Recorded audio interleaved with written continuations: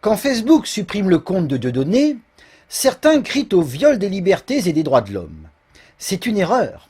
La suppression du compte Facebook de Dieudonné est une conséquence logique de l'idéologie des droits de l'homme. Une idéologie qui mène à la dictature de la pensée. Si nous voulons en sortir, c'est à nous tous d'agir positivement, chacun à son échelle, pour orienter une révolution qui renversera ce régime. C'est ce que je vais maintenant t'expliquer.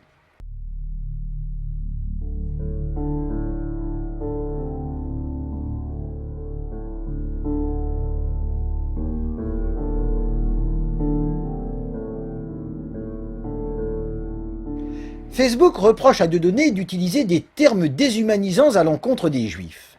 C'est en contradiction, dit-il, avec les conditions d'utilisation qui imposent de respecter la dignité des autres.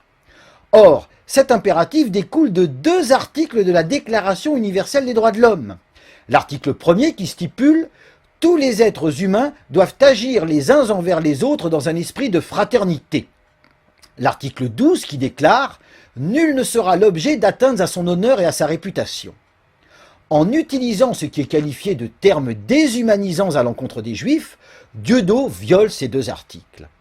Voilà pourquoi, après sa chaîne YouTube, c'est son compte Facebook qui vient d'être fermé. Ces fermetures ne sont que la mise en application des droits de l'homme. Ici, certains invoqueront la liberté d'expression prévue à l'article 19. Sans doute, mais l'article 29 est très clair. Vous ne pouvez revendiquer un droit de l'homme dans un but contraire aux droits de l'homme.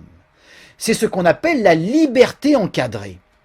Le philosophe rufénogien explique « Dans un état de droit, il n'y a aucune liberté qui soit une liberté totale, absolue. Elle est toujours limitée par des contraintes d'ordre public. » En utilisant ce qui est qualifié de termes déshumanisants à l'encontre des Juifs, donc en appelant à la haine antisémite, Dieudonné a dépassé ses limites. Il s'est placé hors du cadre de la liberté. Dès lors, il ne saurait invoquer la liberté d'expression prévue à l'article 19. C'est ça la philosophie des droits de l'homme.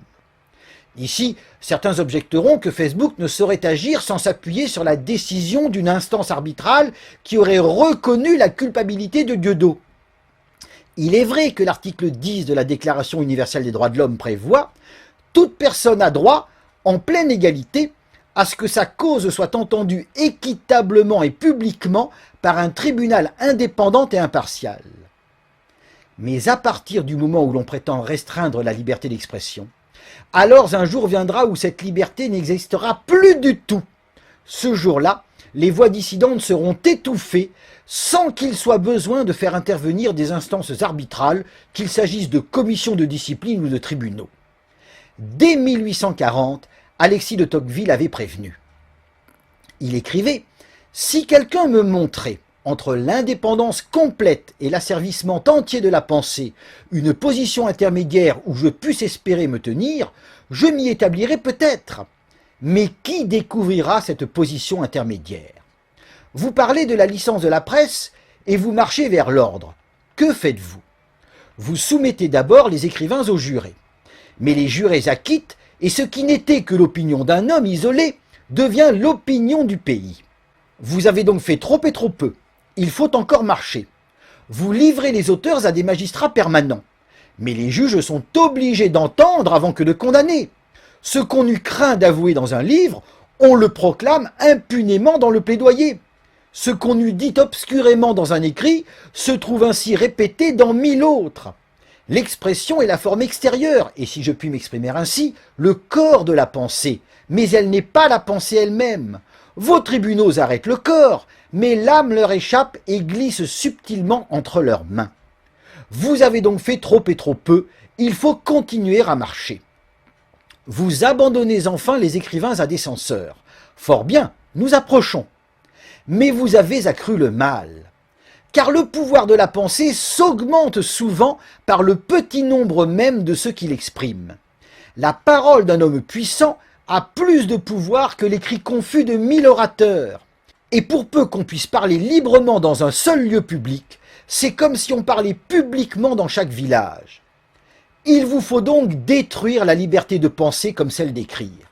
Cette fois, vous voici dans le port, chacun se tait. Mais où êtes-vous arrivé? Vous étiez parti des abus de la liberté et je vous retrouve sous les pieds d'un despote. Vous avez été de l'extrême indépendance à l'extrême servitude sans rencontrer sur un si long espace un seul lieu où vous puissiez vous poser. C'est clair, si l'on commence à restreindre la liberté d'expression, alors il faudra tôt ou tard la supprimer totalement sans qu'il soit besoin de recourir à des instances arbitrales. C'est ce qui arrive aujourd'hui. À l'heure où Internet devient le média le plus utilisé, des textes permettent de chasser un tel ou un tel. Gageons que d'autres textes suivront, toujours plus répressifs. Car les autorités préviennent, la décision de Facebook n'est qu'un progrès. Il s'agit donc d'aller plus loin. Face à cela, que faire? La solution est entre nos mains.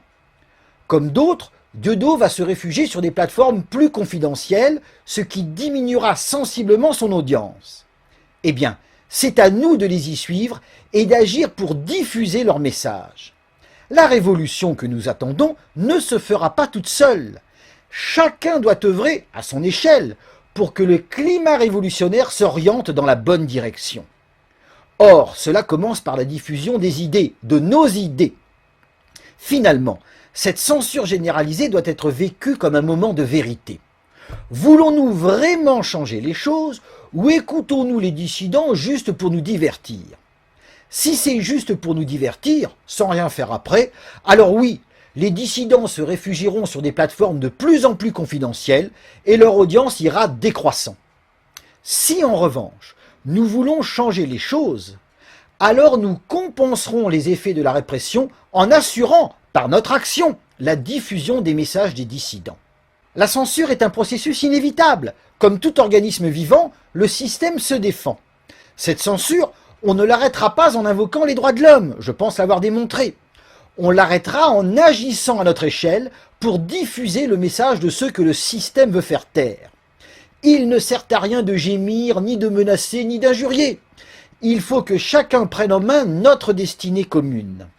Si nous en sommes capables, si nous formons cette minorité déterminée, alors nous pourrons orienter la révolution dans le sens voulu et nous nous sauverons. Pour ma part, je réponds présent.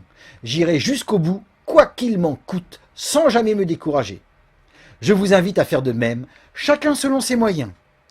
Bonsoir.